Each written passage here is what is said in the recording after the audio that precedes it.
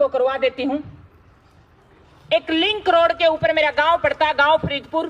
5 गांव हैं। देखिए, मैं किसी जाति धर्म क्षेत्र को नहीं मानती, लेकिन आपको जानकारी के लिए, हरियाणा स्टेट वैसे तो पूरा भारत ही विभिन्न धर्मों का देश है, वो उसकी क्षेत्र की एक अलग अलग पहचान है।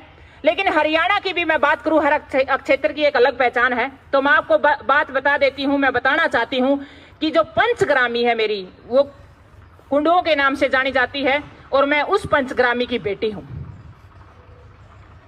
वहां की मैं परिस्थितियों में आपको लेके जाती हूं, क्योंकि जहां की मैं बात करना चाह रही हूं, जो मैं आपको जहां पर मैं लेके जाना चाह रही हूं, जो आपको मैं बताना चाह रही हूं, मेरा मकसद एक ही है उसके पीछे, कि आप भी वो यात्रा मेरे साथ करके आए और मेरी परिस्थितियों को, विपरीत परिस्थितियों को जाने कि कैसी मेरी परिस्थितियां रही हैं, क्या क्या मेरे सामने चुनौतियां रही हैं, क्या मेरे पास सुविधाएं थी, कैसा मेरे पास स्कूल था, उस टाइम की सिचुएशन क्या थी, हालात क्या थी, क्या क्या मेरे पास संसाधन थे, और जिस क्षेत्र से मैं निकल के आई हूं, कितना एजुकेशन था वहां पर, कितने पढ़े लिखे लोग थे, कितने भोले भाले लोग हैं, क्या क्या परिस्थितियों से मैंने लड़ना पड़ा। वो इसलिए बताना चाहती हूं कि इन जो चेहरे मैं देख रही हूं, इन चेहरों में क्या पता किसके वो विचार दिमाग पे हिट कर जाएं, और वो बच्चा, अगर आप जितने भी मेरे सामने बैठे हैं, अगर इनमें से 2 बच्चे भी मेरे विचारों से प्रभावित होकर के अपने लक्ष्य को, अपने टारगेट को सीरियस लेकर के आगे बढ़ गए, तो मेरा आना यहां पर सफल हो जाएगा।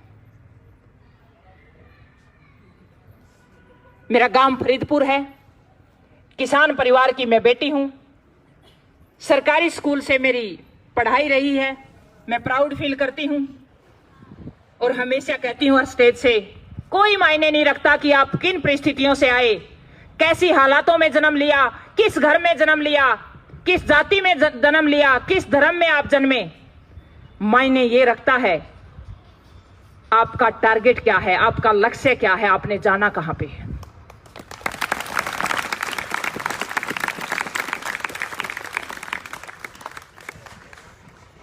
एक किसान परिवार में जन्म हुआ, बड़े भोले भाला सा परिवार, साधारण से किसान,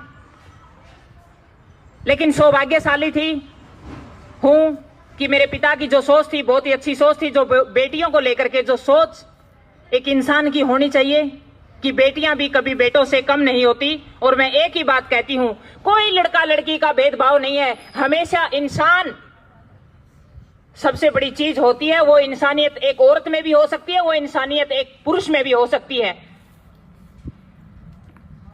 एक ऐसी महान शख्सियत की मैं बेटी हूं, जिन्होंने मुझे एक अच्छे सपने के साथ मेरे जीवन की परवरिश की।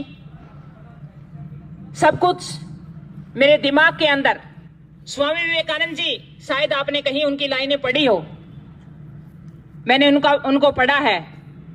वो एक ही बात कहते थे कि इंसान विचारों से बनता है, और विचारों में वो ताकत होती है, यदि विचारों को एक गुफा के अंदर कैद कर दिया जाए, तो विचारों में इतनी ताकत है कि वो पूरी गुफा को भी फाड़ सकते हैं। वो पावर है एक विचार के अंदर, और इंसान विचारों से ही बनता है, विचार ही इंसान को लेके चलते हैं। मैं फरीदाबाद से यहां पे आई हूं, तो वो विचारों की ताकत है यहां तक मेरा आना। अगर मैंने एवरेस्ट जैसे अभियानों को, मैंने माउंट एवरेस्ट जैसे अभियान को सफल किया है, अपने देश की आन बान शान तिरंगा लहराया है, तो वो सबसे पहले मेरे विचारों में लहराया, उसके बाद एवरेस्ट पे जाके लहराया है। एक किसान की बेटी होते होते यदि मैंने 7 महाद्वीपों की यात्रा की, अंटार्कटिका जैसे महाद्वीप जहां पर जीवन यापन नहीं है, -66 डिग्री में जब मैंने अपने देश का तिरंगा लहराया, पहले वो अपने दिमाग में लहराया, उसके बाद जाके अंटार्कटिका में लहराया। पूरे विश्व की महाशक्ति कहलाने वाला अमेरिका, जब मैंने पहली यात्रा की तो मैं बड़े गर्व के साथ, बड़ी खुश थी जब मैंने फ्लाइट में अपना कदम रखा। वो सारी चीजें मेरे दिमाग के अंदर सबसे पहले एक विचार के रूप में आई, उसके बाद जाकर के मैंने दक्षिण अमेरिका और उत्तर अमेरिका की सबसे ऊंची चोटियों पर अपने देश का तिरंगा लहराया। सबसे पहले अपने दिमाग के अंदर वो चीज लहराई। इन सब के पीछे मेरा कहने का भाव एक ही है मेरे छोटे बहन भाइयों, कोई भी चीज, कोई भी हम छोटा सा सपना लेते हैं, कोई भी टारगेट, स्कूल में हम जब सुबह चलते हैं तो सबसे पहले हमारा दिमाग उसके लिए तैयार होता है, हमारे दिमाग में एक विचार आता है, तब जाकर के हम उस जगह पे, उस स्टेशन पे पहुंचते हैं। तो यही विचार मेरे पिता ने मेरे अंदर पैदा किए और हमेशा एक ही बात कही कि बेटा, मैं ये चाहता हूं कि जो आसपास का जो तेरा माहौल है, जो ये बूढ़े बाड़े तेरे चाचे ताऊ हैं, जो इनके बच्चे हैं, ये इनको दिशा नहीं दे पाएंगे, लेकिन मैं ये चाहता हूं कि आप पढ़ें और लिखें, और आपकी इच्छा शक्ति हो तो आप खेल भी खेलें, कोई गेम करें, और मैं ये चाहता हूं कि आप ऐसा काम करें इतिहास में कि लोग आपके नाम को आपके काम से जाने, और आप इतने जितने भी ये आपको मैं बच्चे दिखा रहा हूं, इन बच्चों के लिए एक प्रेरणा बने, ऐसा मेरा सपना है।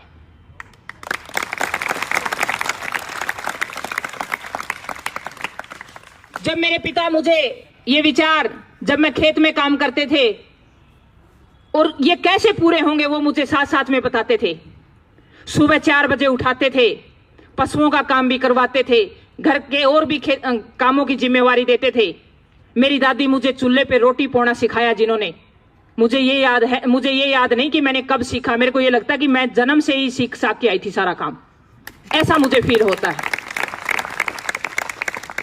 जब खेत में हल चलाते थे तो मेरे पिता मुझे साथ में लेके चलते थे और एक ही बात कहते थे कि बेटा ये देखना, शायद आप तो जानते भी नहीं होगे, हल की मुन्नी में कितने दाने गिर रहे हैं, कितने डालने हैं, ये भी नोट करना। ये भी एक शिक्षा है, ये भी एक प्रैक्टिकली काम है।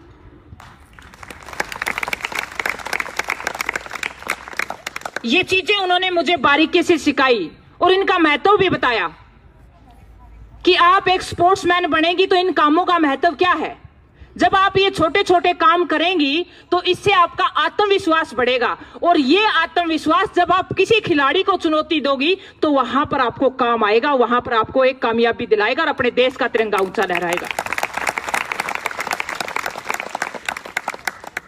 सब कुछ परिस्थितियां बहुत अच्छी थी, सब कुछ बहुत अच्छा माहौल था, बड़े बड़े सपने मेरे पिता ने। भगत सिंह की मेरे घर में रागनी चलती थी, आज भी चलती हैं। सुभाष चंद्र बोस के मैं किस्से सुनती हूं आज भी। घड़ी ना बीती ना पल गुजरे, एक उतरा जहाज से करता रहे, बरसन लागे फूल बोस पे, जब हाथ मिला इट लड़ता रहे। ये रागनियां वैसे नहीं बनी, इनका बहुत बड़ा महत्व है। जब पहाड़ों के अंदर होती हूं तो ये मुझे बहुत ज्यादा पावर देती हैं, बहुत ज्यादा शक्ति देती हैं, बहुत ज्यादा मोटिवेट करती हैं। इतने बड़े बड़े मिशन जब पूरे करने होते हैं तो इन चीजों का बहुत बड़ा महत्व है। और ये मेरे पिता ने मुझे बचपन से ही मेरे अंदर कूट कूट के जो जज्बा अपने देश के प्रति भरा। लेकिन एक समय ऐसा आया, एक ऐसी परिस्थितियां रही, परमात्मा ने कुछ और मंजूर था। और मैं हमेशा कहती हूं, कभी पेड़ के नीचे पेड़ पैदा नहीं हुआ करते, इसलिए परमात्मा ने वो मंजूर किया होगा। और आज वो मेरे साथ जिंदा हैं और हमेशा रहेंगे। वो शारीरिक रूप से इस दुनिया से चले गए।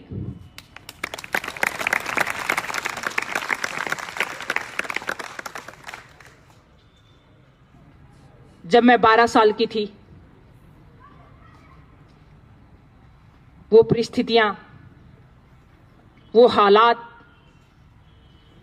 वो जो मेरे घर की, या तो मेरे सपने ओलंपिक तक, मेडल तक के हो गए थे, या वो मंजर, क्योंकि एक लड़की जब समाज में आगे बढ़ने लगती है, एक विधवा औरत जब अपने बच्चों को लेकर के चलती है, तो बहुत सारे समाज के सवाल होते हैं, बहुत सारी हालात ऐसी हो जाती हैं, अपने भी बेगाने लगने लग जाते हैं। क्योंकि उसकी जगह बैठ करके बहुत कम लोग समझने वाले होते हैं। लेकिन हमारा कसूर भी नहीं है, हमारे लोग ऐसे हैं कि वो अपने आदेश देना जानते हैं, लेकिन वो उसकी बात को समझना बहुत कम जानते हैं। तब 13 दिन मेरे पिता को इस दुनिया से गए हुए थे, तो 14 दिन में मैं हमेशा कहती हूं कि मेरे घर में एक छोटी सी कैबिनेट की मीटिंग हुई।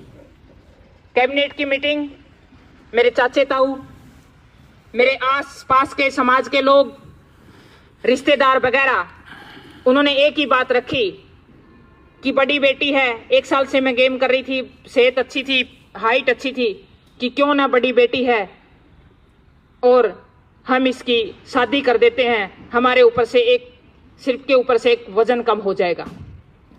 ठीक है, गांव के लोग हैं, भोले भाले हैं, उनका भी कसूर नहीं है, उनके पास शब्द नहीं थे कहने के लिए, वो भी कुछ अच्छा सोच रहे होंगे, मेरा ऐसा मानना है।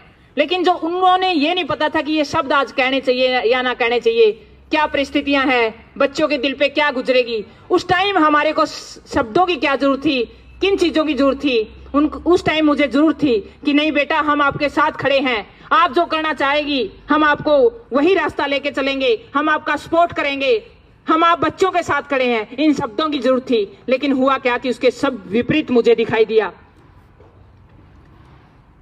मैं अपनी माँ की तरफ नजर दौड़ाती हूं और अपनी माँ को एक ही बात कहती हूं कि माँ, शब्दों से बात नहीं कर रही, नजरों से अपनी माँ से बात कर रही हूं। मैं कह रही कि माँ, कि मैं ऐसा नहीं करना चाहती। तो मेरी माँ का एक ही इशारा आता है, आंख बिल्कुल आंसुओं से भरी है और वो अपने पल्लू के साथ आंसू पोंछती है और एक ही इशारा करती है, और उन इशारे में क्या कहती है वो मैं सब समझती हूँ कि यदि लड़की बोलेगी तो समाज की हजारों आवाज उठेगी और समाज क्या कहेगा, एक ही बात कहेगा कि ये ज्यादा बोल रही है, जरूर ये भागेगी।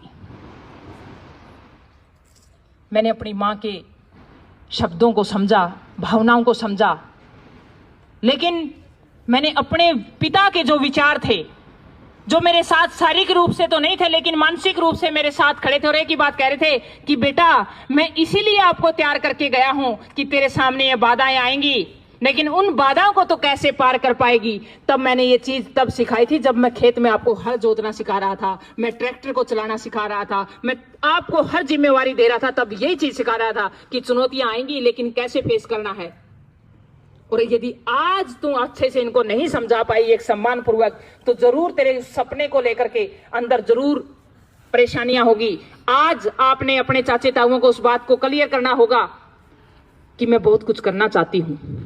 मैं सिर्फ शादी के लिए पैदा नहीं हुई हूं, मैं सिर्फ बच्चे पैदा करने के लिए नहीं हुई हूं, मैं इस देश को बहुत कुछ देना चाहती हूं, मैं इस देश के लिए कुछ करके जाना चाहती हूं। जितने भी मेरे युवा भाई बैठे हैं, मेरे छोटे बहन भाई बैठे हैं, मैं जितने भी मेरे भोले चाचे ताऊ बैठे हैं, मैं इनको जगाना चाहती हूं, मैं कुछ कहना चाहती हूं। मेरी अपनी कुछ भावनाएं हैं, मेरे अपने समाज के प्रति मेरे विचार हैं, वो मैं देना चाहती हूं। ये शब्द मेरे अंदर एक पानी की तरह उबल रहे थे। मैंने अपने चाचे ताऊओं को सभी को कहा कि मैं ऐसा नहीं करना चाहती, तो एकदम से सभी ने मेरे ऊपर प्रहार किया। फिर मैंने हाथ जोड़ के प्यार से कहा कि मैं बहुत कुछ करना चाहती हूं। तो बोले क्या करना चाहती है? बच्ची थी, इतने शब्द नहीं थे बताने के लिए। मैंने कहा मैं मेरे देश का नाम रोशन करना चाहती हूं। तो वो नहीं माने। मैंने सबसे पहले अपनी बात गांधी विचारधारा से रखी, नहीं माने। फिर मैंने अपने विचार रानी लक्ष्मीबाई की तरह रखे, भगत सिंह की तरह रखे कि मैं ऐसा करना चाहती हूं। यदि आप मेरा साथ देना चाहे तो आप मेरे साथ खड़े हो जाइए, लेकिन मैं ये चाहती हूं कि आप मेरे लिए बाधा भी नहीं बन सकते। मेरा ऐसा सपना है, मैं कुछ करके जाऊंगी इस दुनिया में।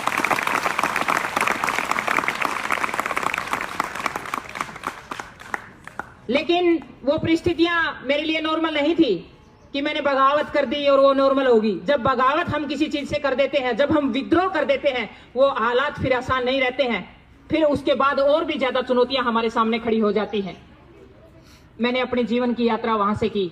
मुझे नहीं पता था बरवाड़ा कैसे जाना है, क्योंकि मैं जब तक मेरे पिता की छत्र छाया में पड़ी थी, मेरे पिता मुझे एक अपनी छत्र छाया में लेके खेत में जाते थे, स्कूल में लेके जाते थे, लेकिन मुझे ये नहीं पता था कि मैं अकेली कैसे फाइट कर पाऊंगी। लेकिन मैं एक बात कहती हूं हमेशा, मैं अंधविश्वासी नहीं हूं, लेकिन मैं नास्तिक नहीं हूं, लेकिन मैं आस्तिक हूं। परमात्मा हमेशा हमारे साथ होता है। जैसा मैंने विचार बनाया वैसा ही परमात्मा ने भी साथ दिया। और मैं एक बात हमेशा कहती हूं, जिन लोगों ने मेरे सामने चुनौतियां पैदा की, जिन लोगों ने मेरे सामने विपरीत परिस्थितियां और ऐसी बाधाएं मेरे सामने खड़ी करी, उन लोगों की मैं दिल से धन्यवादी हूं, क्योंकि शायद वो नहीं होते तो शायद आज मैं अनीता कुंडू नहीं होती।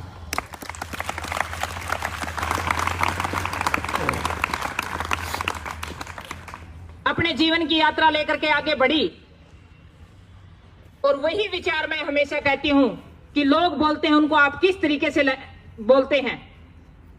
जब लोगों ने कहा कि ये लड़की बहुत ज्यादा बोलती है और जरूर ये भागेगी, मैं आपको बता देती हूं मुझे बड़ा प्राउड फील होता है। मैं इतनी भागी, मैंने विश्व की सबसे ऊंची चोटी पर एक बार नहीं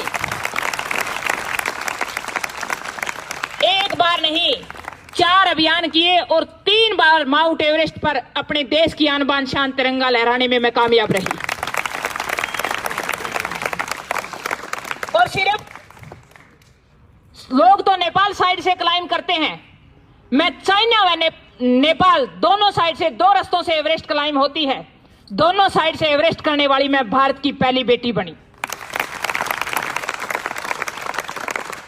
उसके बाद मुझे वहां भी चैन नहीं आया, क्योंकि मुझे हमेशा आदत है मैं सपनों के साथ जीती हूं। मुझे कई बार रातों को नींद भी नहीं आती। मैं सामाजिक भी हूं, एक पुलिस ऑफिसर भी हूं, एक स्पोर्ट्समैन भी हूं। सारा दिन मैं अपने दिमाग को अपने देश के साथ जीती हूं, हर कोने कोने से जीती हूं, पूरे देश के हर राज्य के साथ जीती हूं कि उस राज्य में क्या हालात है, उस राज्य में क्या हालात है, अपने देश को किस तरीके, क्या मेरा हिंदुस्तान है। मैं वहां भी नहीं रुकी, मैंने पूरे विश्व के 7 महाद्वीपों की सबसे ऊंची, सबसे टेक्निकल चोटियों पर अपने देश की आन बान शान तिरंगा लहराया। मैं इतनी दौड़ के बाद आज वो लोग एक ही बात कहते हैं। देखिए, मैं जितनी भी, खासकर मेरी बहन बैठी हैं, लड़कियां बैठी, हमेशा कहती हैं कि हमारे पेरेंट्स का हमारे प्रति नेगेटिव नजरिया होता है। मैं ये कहती हूं कि उनका भी कसूर नहीं है, कहीं ना कहीं वो चिंतित होते हैं, लेकिन शब्दों की थोड़ी सी कमी होती है कि वो अच्छे वे से बता नहीं पाते। लेकिन वो कभी भी हमारे, ऐसी बात नहीं कि वो हमारे शुभ चिंतक नहीं है। परिवार से बड़ा कोई शुभ चिंतक नहीं हो सकता। मैं एक पुलिस ऑफिसर भी हूं, जो एक परिवार हमारे लिए सोच सकता है वो कोई नहीं सोच सकता। लेकिन सिर्फ इतना है कि उस आदमी ने हमारे को बात किस तरीके से बतानी आई, क्या वो हमारे को समझाने में कामयाब हुआ या नहीं हुआ। तो कहीं ना कहीं पेरेंट्स की हमारी एक कमजोरी रह जाती है कि वो बच्चों को एक्सप्लेन नहीं कर पाते, वो समझा नहीं पाते। और खासकर गांव में हमारी जो बोली है, जो खड़ी बोली है, खासकर जो महिलाएं बात करती हैं आपस में, उसका बच्चे की एक मानसिक दशा पे किस तरीके का असर जाता है, शायद वो चीज वो फील नहीं कर पाते, क्योंकि वो भोले बाड़े हैं, वो किसान हैं, वो माएँ बेचारी कभी स्कूल का मुंह नहीं देखा। अब मैं बात करती हूँ कई बार ताई से, ताई कभी स्कूल में गई, बोली ना बेटा तेरे नाना ने कभी रास्ता नहीं दिखाया, बताया नहीं, जोड़ पर मैं ऐस पे आई, ये काम किए वो किए, क्योंकि उनका बेचारियों का कसूर नहीं है। उनको वो परिस्थितियों से, वो कभी स्कूल, इतने सुंदर सुंदर प्रांगण उन्होंने देखे नहीं है, इतने खूबसूरत टीचर उन्होंने देखे नहीं है कि यहाँ पर इतने अच्छे प्रिंसिपल हैं, इतने अच्छे टीचर हैं जो हमारे को अपने विचार, और जो हमारे सामने जितनी भी स्टाफ बैठा है वो भी अपने आप में एक आपके लिए आइकॉन है, क्योंकि वो अपने जीवन से स्ट्रगल करके आपके सामने आए हैं। तो उनके सामने ऐसे एग्जाम्पल थे ही नहीं। उनके सामने आस पड़ोस में जो भी लड़कियां थी, जो वो थी, सब अनपढ़ थे, तो वो क्या करेंगे बेचारे। उनकी सोच का दायरा उतना ही बन गया है। उन्होंने कभी अपने गांव से बाहर निकल के देखा नहीं, अपना शहर कभी देखा नहीं, गांव का आसपास का कस्बा नहीं देखा।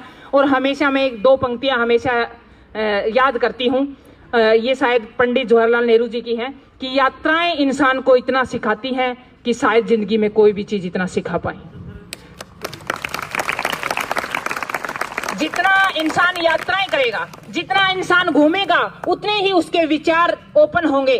जब मैंने यात्राएं की, जब मैंने 7 महाद्वीप घूमे, जब मैंने ऑस्ट्रेलिया, अंटार्कटिका, अमेरिका जैसे देशों में जाना हुआ और मैंने वहां की संस्कृति के बारे में जाना, वहां के एनवायरनमेंट के बारे में जाना, तो मैंने अपने हिंदुस्तान को, मैं हमेशा कहती हूं, मेरे को बहुत सारी कंपनियां ऑफर करने के लिए आई।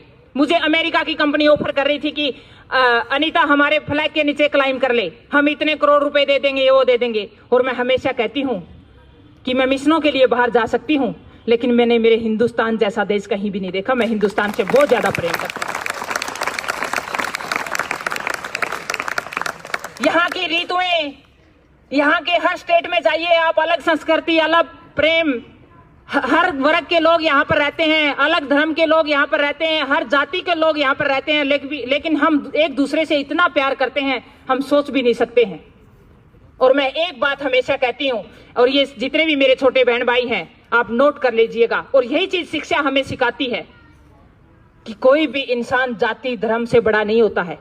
ये सिर्फ इंसान के दिए हुए नाम है। इंसान और सिर्फ इंसानियत से बड़ा होता है। मानवता से हमेशा प्रेम होना चाहिए, अपने देश से प्रेम होना चाहिए। जब मैं बाहर विजिट करती हूं तो वहां पर अनीता कुंडू नहीं होती, वहां पर मैं एक हिंदुस्तान की बेटी होती हूं, पूरे देश का प्रतिनिधित्व करती हूं, ना कि मैं एक हिसार की बेटी होती हूं वहां पर। और जो आपके सामने मैं देख रही हूं, जो ये किताबें हैं, ये आपकी जिंदगी को कहीं भी ले जा सकती है। और मेरे गांव में हमेशा बड़े बुजुर्ग कहते हैं कि भाई किले तो दो हैं, एक छोटना बंडवा लेगा, एक बिचले वाला बंडवा लेगा, लेकिन तेरे सामने जो ये बस्ता रखा है, ये किताब रखी है, अगर जे तो इनको पढ़ गया और एक फर्स्ट क्लास ऑफिसर बन गया तो इसको कोई भी नहीं बंडवा पाएगा। ये आपकी ताकत है। सिर्फ आप सभी को एक ही बात कहना चाहती हूं, यदि आप बिजनेसमैन बनना चाहते हैं तो अपने लक्ष्य को अपने रूम में जाकर के लिख लीजिए। यदि आप स्पोर्ट्समैन बनना चाहते हैं तो अपने लक्ष्य को जाकर के अपने कमरे में दीवारों पर लिख लीजिए। आप इंजीनियर बनना चाहते हैं, आप डॉक्टर बनना चाहते हैं, आपका टारगेट क्या है, आपका लक्ष्य क्या है, और वो एक दिन के करने से नहीं होगा, उसके लिए आपको हर दिन हर पल जीना होगा।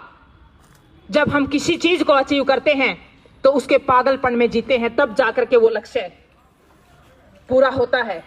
और मैं आपको एक बात और बता देना चाहती हूं, मेरा जो गेम है वो बहुत महंगा है। अगर आप सर्च करेंगे तो माउंटेनियर जब अपनी क्लाइंबिंग के लिए निकलता है तो एक अभियान पर लाखों रुपए खर्च आ जाते हैं। एक एवरेस्ट जैसा अभियान यदि हम साधारण तरीके से भी करें तो कम से कम 40 लाख रुपए का खर्च आ जाता है। आर्थिक रूप से मजबूती, शारीरिक रूप से मजबूती, सब चीजों को लेकर के आगे बढ़ना होता है। जब मैंने अपने गेम की शुरुआत की, माउंटेनिंग को लेकर के, पर्वतारोहण के लेकर के, पहाड़ों पे चढ़ना क्या होता है किसी को भी नहीं पता था। यहाँ पर कबड्डी, कुश्ती सब कुछ सब जानते हैं क्योंकि हमारे गांव में लोग खेलते हैं, लेकिन एडवेंचर को यहाँ पर नहीं जानते थे। तब मैंने अपने गेम के बारे में अपने साथियों से डिस्कस किया, अपने आसपास के लोगों से बातचीत की, तो मेरे को कहने लगे कि ये पागल है, ये क्या गेम की शुरुआत कर रही है, क्या है ये पर्वतारोहण। तो फिर मैंने अपने दिमाग से, अपने मन से बात की और मैंने एक ही बात सोची कि अनीता, तू बनी ही उन कामों के लिए है जहां पर लोग हमेशा ये कहते हैं कि ये काम नहीं कर सकती। आप वही काम करेंगी जो लोग आपको विद्रोह करते हैं। मैंने अपने गेम की शुरुआत की, अपने अभियानों की शुरुआत की, तब लोग जानते भी नहीं थे।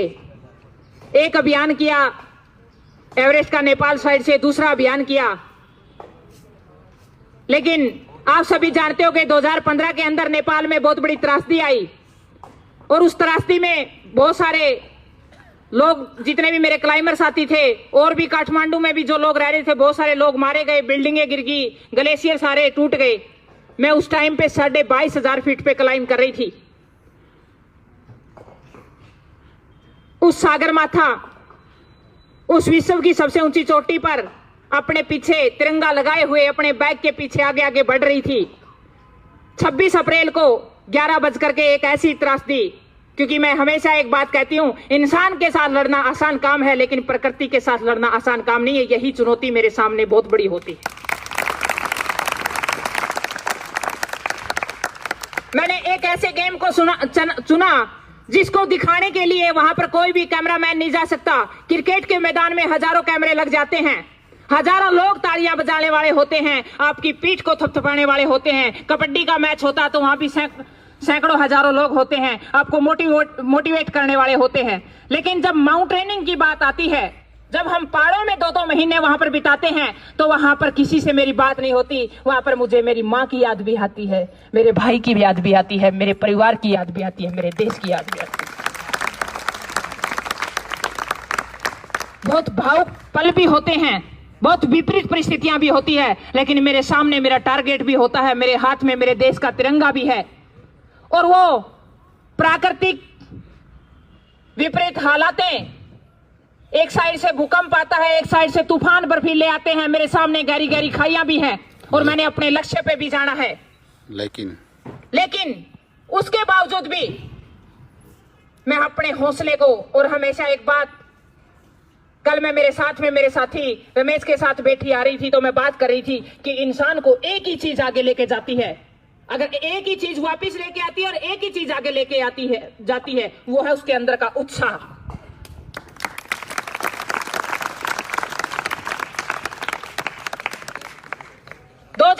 के अंदर वो मंजर मैंने देखा, मेरी आंखों के आगे बहुत सारी मैंने लाशें देखी, लेकिन फिर भी मैंने एक ही बात रखी चाइना सरकार के सामने कि मैं अपने देश का तिरंगा इस विश्व की सबसे ऊंची चोटी पर लहराना चाहती हूं। उन्होंने कहा कि बेटा आप ऐसा क्यों करना चाहते हो? आप क्योंकि जब पहाड़ों पे होते हैं तो दिमाग के ऊपर बहुत ज्यादा असर हो जाता है, वहां पर हम कुछ भी सोच नहीं पाते हैं, और बिना दिमाग को काम करने के बगैर कई बार हमारी डेथ भी हो जाती है। तो उन्होंने सोचा कि शायद इसकी मेंटल हालात अच्छी नहीं रही है। मेरा चेकअप वगैरह किया गया तो उन्होंने कहा कि बिल्कुल नॉर्मल है ये लड़की। तो उन्होंने पूछा आप ऐसा क्यों करना चाहती है? मैंने उनको बोला कि मैं अपने देश की जो यूथ है, जो युवा है, उस देश के हर युवा को एक ही बात कहना चाहती हूं। मेरा एक ही मकसद है एवरेस्ट पर तिरंगा लहराने का, कि कैसी भी परिस्थितियां आ जाए, कैसे भी विपरीत हालात हो, कितनी भी बाधाएं आ जाएं, कितनी भी चुनौतियां हो, चाहे आपके सामने ये हो कि मेरे अंतिम सांस निकलने वाले हैं, तब भी आदमी को लड़ना चाहिए, लड़ना चाहिए, लड़ना चाहिए, आगे बढ़ना चाहिए। ऐसा मैं करना चाहता हूं। तो उन सभी ऑफिसरों ने, जो पोजीशन मेरे सामने थी, सभी ने मेरी तरफ सैल्यूट किया और कहा कि हम गर्व करते हैं हिंदुस्तान पर कि मेरे हिंदुस्तान की बेटियां इतनी मजबूत होती हैं। क्या खाती हैं, क्या है उस मिट्टी के अंदर? मैंने कहा कि मैं उस भूमि से आती हूं जहां पर भगत सिंह जैसी हस्ती हुई, सुभाष चंद्र बोस जैसी हस्ती हुई, रानी लक्ष्मीबाई जैसी हस्ती हुई, स्वामी विवेकानंद जैसी महान हस्ती हुई, जिन्होंने हमारे देश का डंका अमेरिका में जाकर के 5 मिनट की स्पीच से पूरे विश्व के अंदर तहलका बचा दिया था। जब स्वामी विवेकानंद जी शिकागो के अंदर भाषण देने के लिए गए थे, तो जब वो पहली बार एयरपोर्ट पे उतरे थे, तो उनकी वो लाइनें मुझे बहुत ज्यादा मोटिवेट करती हैं। तो उन व्यक्तियों ने उनको बोला था कि गुड मॉर्निंग, उन्होंने कहा नमस्ते। उन्होंने सोचा कि शायद विवेकानंद जी को इंग्लिश नहीं आती। उन्होंने कहा कि आप कैसे हैं? उन्होंने कहा आई एम फाइन। तो उन्होंने पूछा कि जब हम इंग्लिश में बोले तो आप हिंदी में बोल रहे थे, और जब हम हिंदी में बोले तो आप इंग्लिश में बोल रहे थे। उन्होंने कहा यह पंक्ति बड़ी सुनने वाली है और बड़ी गौर करने वाली है कि जब आप अपनी मां का सम्मान कर रहे थे, मैं अपनी मां का सम्मान कर रहा था।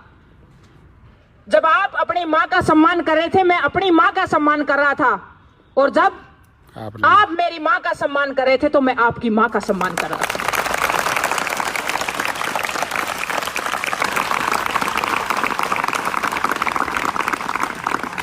मेरे जितने भी युवा साथी बैठे हैं, और खास करके मैं मेरे छोटे भाइयों को जरूर कहूंगी, क्योंकि लड़कियों का सीटिंग प्लान आदत होती है हमारे को घर में पहले से ही, बचपन से ही एक सीटिंग प्लान दिया जाता है। हमारा टाइम टेबल होता है कि बेटी इतने बजे घर से बाहर जाएगी, घर आएगी। आपके लिए बहुत बड़ी चुनौती है, क्योंकि आपका कोई टाइम टेबल नहीं होता। आप अपने टाइम को इस तरीके से मैनेज कीजिए ताकि आप अपने लक्ष्य को अचीव कर पाएं, क्योंकि आपके लिए लड़कियों से ज्यादा चुनौती है, क्योंकि उनका सीटिंग प्लान ऐसा होता है कि वो 10-10 घंटे भी कंटिन्यू बैठ सकती है। लेकिन लड़के के अंदर कुदरती हमारा जो इन्वायरमेंट है, जो हमारा माहौल है, वो ऐसा होता है कि लड़का हमेशा बाहर की तरफ भागने की कोशिश करता है, वो ज्यादातर फोकस नहीं कर पाता है। तो मैं आप जितने भी मेरे छोटे बहन भाई हैं, आपको मैं एक ही बात ये इसलिए कहना चाहती हूं, मुझे कोई फर्क नहीं है लड़का और लड़की में। मुझे हमेशा, मैं जब चलती हूं, कभी मैंने ये फील नहीं किया कि ये पुरुष है, ये स्त्री है।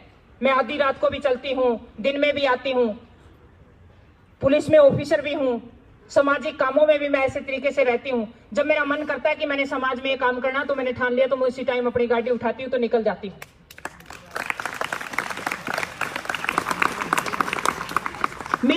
मेरे को कोई भी 1% भी ये फर्क नहीं पड़ता। मैं इसलिए आपको एक बात कहना चाहती हूँ, आप मेरे जीवन से, मैं सुबह से लेकर के शाम तक भी बोल सकती हूँ, शाम से लेकर के सुबह भी हो सकती है। बहुत सारी ऐसी बातें हैं जो मेरे जीवन की थोड़ा कया थी। लेकिन मैं एक बात और बता देना चाहती हूँ, आज से मैं 20 साल पहले की हालात की बात कर रही हूँ, लेकिन उन हालातों को, उन विपरीत हालातों से मैं लड़ी, उन चुनौतियों का मैंने सामना किया और हमेशा हौसले के साथ आगे खड़ी रही और बिल्कुल स्वीकार किया। और उनकी बदौलत मैं आज आपको बता देना चाहती हूं, आज मैं हरियाणा पुलिस में एक इंस्पेक्टर के रैंक पर कार्यरत हूं। आज मैं SIS कंपनी, जिसमें 4.5 लाख कर्मचारी काम करते हैं, उसकी ब्रांड एम्बेसडर हूं।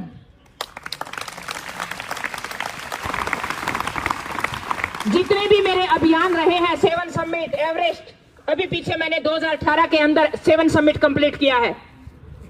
3 करोड़ रुपए उन अभियानों पे लागे हैं, सारे उस कंपनी ने पे किए हैं। आज मैं इतना, मेरी मेहनत का मैं जज्बा रखती हूँ। बहुत सारी यूनिवर्सिटियों और कॉलेजों की मैं ब्रांड एम्बेसडर हूं।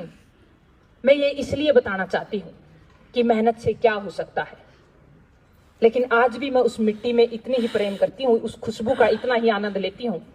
मैं इस पद को, इस काम को, इन उपलब्धियों को इसलिए बता रही हूं ताकि आप समझे कि मेहनत से क्या हो सकता है। हाल ही में भारत सरकार ने तेंजिंग नोर्गे अवार्ड, जो एडवेंचर का सबसे बड़ा अवार्ड है, उससे मुझे सम्मानित किया है। वो अर्जुन अवार्ड के बराबर का अवार्ड है, सेम इक्वल अवार्ड है दोनों। और वो ज्यादातर फोर्स के लोगों को जाते हैं, थल जल वायु सेना को। लेकिन मैं सिविलियन एक ऐसी लड़की हूं जिसने, भारत सरकार ने उस अवार्ड से मुझे नवाजा। हाल ही में मुझे तेंजिंग नोर्गे अवार्ड राष्ट्रपति के द्वारा मिला है। जिस गेम को लोग जानते भी नहीं थे जब मैंने शुरुआत की, जहां पर कोई स्पोर्ट करने वाला भी नहीं था, उस एडवेंचर में मैंने अवार्ड मिला। और उस अवार्ड की हाल ही में हरियाणा सरकार ने पेंशन बांधी है, जो ताउम्र तक मिलेगी। 20,000 रुपए पर मंथ के, वो मेरी पेंशन अलग से मिलेगी। ये उपलब्धियों की ताकत है, ये आपकी मेहनत की ताकत है। पैसा कोई मायने नहीं रखता, आपको सम्मान कितना मिला। जो बीज यहाँ पर कोई जानता भी नहीं था, जिस पौधे को, वो बीज मैंने बोया। और मैं हमेशा कहती हूं कि सबसे बड़ी चीज किसान से सीखी जा सकती है। किसान एक ऐसा इंसान है, देखिए हम मजदूर के बेटा बेटी हैं। एक नौकरी वाला भी मजदूर होता है, वो सरकारी मजदूर होता है, कोई फर्क नहीं है ज्यादा। अगर तनख्वाह की बात करें तो यदि हम चाहे लाख रुपए भी आते हो, पूरा महीना चलाना मुश्किल हो जाता है। हम सभी, मेरा ये मानना है, चाहे वो किसान का बेटा बेटी है, सब एक मजदूर है। हम सभी मेहनत कर रहे हैं, हर दिन मेहनत करते तब हम अपना पेट भर पाते हैं। मैं आपके सामने हूं, बेशक से पुलिस में हूं, मैं भी एक सरकारी मजदूर हूं, ये मानती हूं मैं अपने आप को। और सबसे बड़ा मैं जिसको मानती हूं वो किसान और मजदूर को मानती हूं, क्योंकि वो मिट्टी में मिट्टी से मिलना जानता है, उससे बड़ा कोई नहीं हो सकता।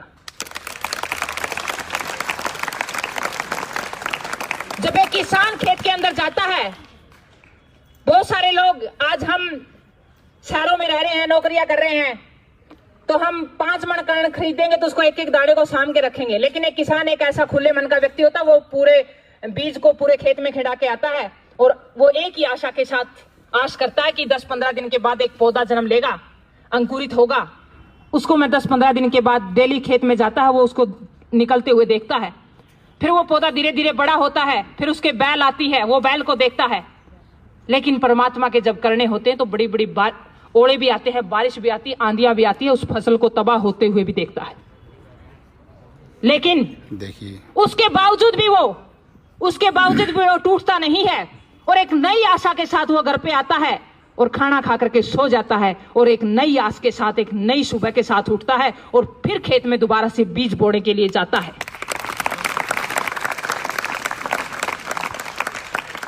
मैं हमेशा कहती हूं, किसान से बड़ा कोई भी व्यक्ति धैर्यवान नहीं हो सकता।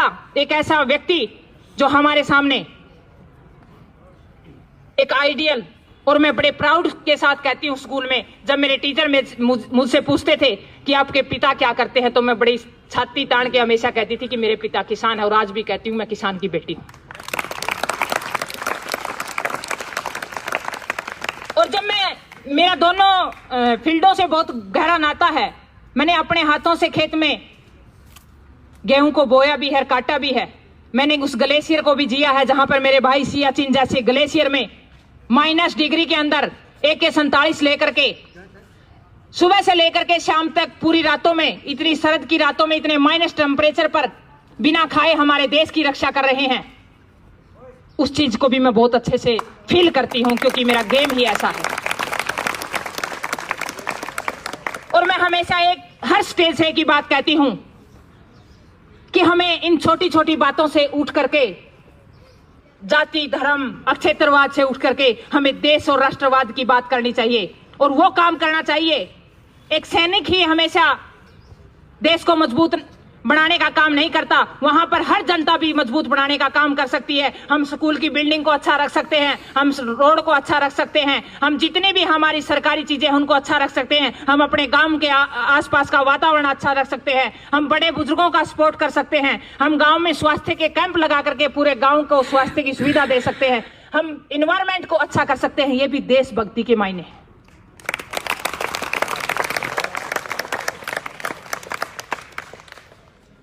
मैं आप सभी को ज्यादा न कह करके, क्योंकि मुझे सर कह रहे थे कि अनीता आपके जीवन का जितना भी स्ट्रगल है वो आप बच्चों के साथ शेयर करना, और मैं कभी भी सर अपने जीवन की हर बात कोशिश करती हूँ कि मैं शेयर कर पाऊँ बच्चों के साथ, और उनको बता पाऊँ कि मैं किस ग्राउंड लेवल से उठी हूँ और आज भी उसी धरातल पे जीती हूँ। आज भी मुझे उसी खाट पे सोना अच्छा लगता है, वही 2 रोटी और दाल का खाना अच्छा लगता है। आज भी मैं उस हारे चूल्हे की जो टेस्ट है, जो स्वाद है, उसको फील करती हूँ, महसूस करती हूँ, क्योंकि मैं उस संस्कृति में पली बड़ी हूँ। आपका काम, आपकी मेहनत, आपकी आदतें ही आपका संस्कार हैं। मेरी माँ ने, मेरी दादी ने हमेशा मुझे मेहनत करना सिखाया है। मेरे आसपास के जो माहौल था, मेरे चाचे ताऊ थे, वो मुझे हमेशा मेहनत करते ही दिखे हैं। मेरे टीचर थे, मेरे गुरुजन थे, वो स्कूल में पढ़ाते, इतने पढ़ाते, फिर खेत में जाके काम करते थे। मैंने अपने गुरुजनों से भी बहुत कुछ सीखा है। और मैं आप सभी जितने भी मेरे छोटे बहन भाई हैं, आप जितने गुरुजनों का आदर सम्मान करेंगे, आप जितना इनकी इज्जत करेंगे, माँ बाप की इज्जत करेंगे, समाज में बड़े बुजुर्गों की इज्जत करेंगे, परमात्मा आपको उतना ही ऊपर लेके जाएगा। ये मेरा खुद का प्रैक्टिकली अनुभव। अब मैं कभी आपको मिलूं, जब आप मुझे 5-7 साल में कहीं मिलें, तो आप ये कहे, अनीता दीदी नमस्ते, मैं फोर्स में कमांडेड हूँ, मैं इंजीनियर हूँ, मैं डॉक्टर हूँ। आप गंगवा स्कूल में आई थी, जब आपने आपके विचार, आपके स्ट्रगल को हमने सुना था, और उस दिन हमने ठान लिया था, अपने कमरे में हमने लगा लिया था, और आज उसकी बदौलत मैं कलेक्टर हूँ, मैं डॉक्टर हूँ, मैं मास्टर हूँ, मैं प्रिंसिपल हूँ। ऐसा मैं सुनना चाहती हूँ। और ये असंभव नहीं है, ये हो सकता है, ये हो सकता है, ये असंभव नहीं है। कोई भी इस दुनिया में चीज असंभव नहीं है, लेकिन सिर्फ और सिर्फ ठानना आपने है, करना आपने है, अपनी आदतों को बदलना आपने है।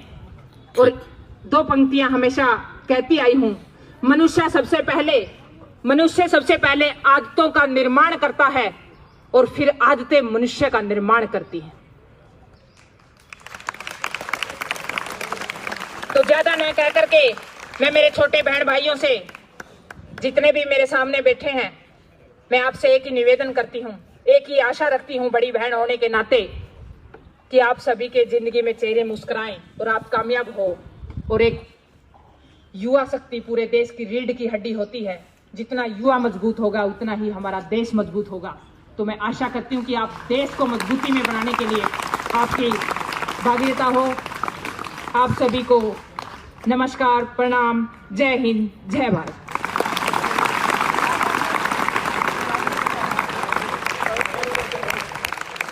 Thank you Anita madam. आपकी संघर्ष गाथा को सलाम, आपकी देशभक्ति को और ओजस्वी वाणी को सलाम। हमारे विद्यार्थियों ने जरूर एक मन में इनके लो जगी होगी कि इन्होंने भी कुछ असंभव को संभव करके दिखाना है, और आपका संघर्ष इनको बताएगा कि आपके जो हालात थे, जिन हालातों में आपने सामना किया है और संसार की सबसे ऊंची चोटी तक पहुंचे हो, इनके हालात आपसे बुरे नहीं हैं, ये भी सब कुछ कर सकते हैं।